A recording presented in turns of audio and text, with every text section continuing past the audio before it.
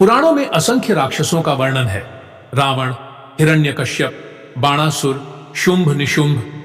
परंतु एक नाम न तो किसी ग्रंथ में आता है न किसी संत की वाणी में। उसका नाम था विरोचनासुर।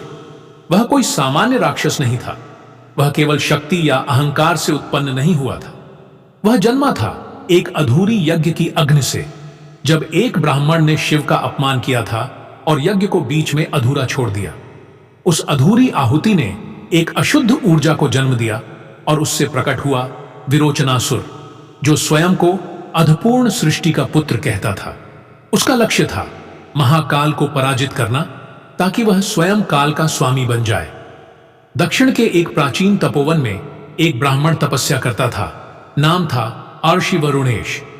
वह शिव का उपासक था, परंतु एक दिन जब उसकी पत्नी असमय मृत्यु को प्राप्त हुई, उसने शिव को दोष दिया। क्रोध में उसने यज्ञ किया, पर आहुति शिव को नहीं, काल विनाश को दी। वह बोला, हे अनसुने शिव, अब मैं स्वयं काल रचूंगा जो तुझसे भी शक्तिशाली होगा। आहुति अधूरी रही और अग्नि से निकली एक छाया। वह धुएं की भांति थी, लेकिन उसके नेत्र अग्निमय। मुझे नाम दो, उस छाया ने कहा। तू है मेरी अधूरी इच्छा, तेरा नाम हो विरोचनासुर।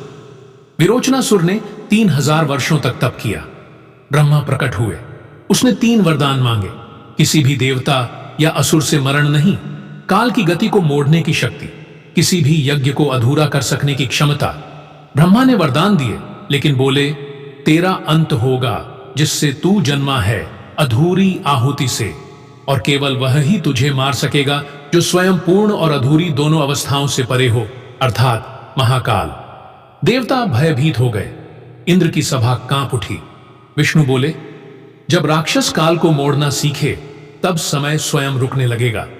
शिव कैलाश पर ध्यानस्थ थे। नंदी ने चिंतित होकर कहा, प्रभु, एक राक्षस आ रहा है जो काल को तोड़ना चाहता है। शिव ने नेत्र खोले और मुस्कुराए।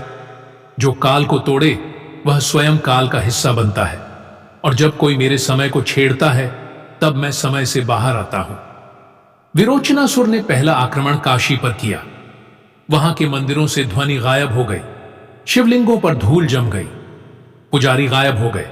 उसने कहा, मैं इस धरती से शिव की स्मृति मिटा दूंगा, कोई भोले की पुकार ना बोलेगा। काशी की हवा तक डरने लगी। परंतु रात के तीसरे प्रहर में एक भयंकर गड़गड़ाहट हुई। शिव स्वयं प्रकट हुए। न त्रिशूल न डमरू, केवल मौन और नेत्रों में अग्नि।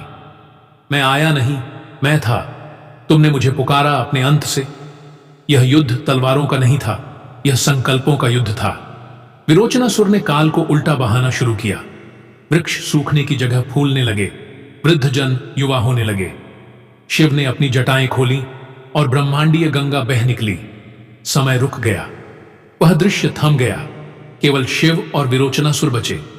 शिव बोले, तू जन्मा अधूरी आहुति से। मैं हूं अग्नि, मैं हूं पूर्ण भी, अधूरा भी, मैं ही तेरा उत्तर हूं। विरोचनासुर ने क्रोधित होकर कहा, तू भी मेरी तरह मौन है, तू भी अधूरा है। शिव ने उत्तर दिया, हां, मैं अधूरा हूं, ताकि तुम जैसे पूर्णता के भ्रम में जीने वाले स्वयं को पहचान सको। विरोचनासुर थक चुका था। उसके सारे मंत्र निष्फल हो गए। वह शिव के चरणों में गिरा। हे महाकाल, मैं अब समझा, तू विनाशक नहीं, तू मोचक है। शिव बोले, जब अधूरी इच्छा खुद को पहचान ले तब वह राक्षस नहीं रहती, वह चेतना बन जाती है।